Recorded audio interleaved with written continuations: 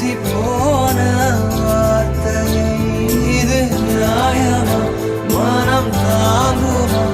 என் ஆசைகள் அது பாவ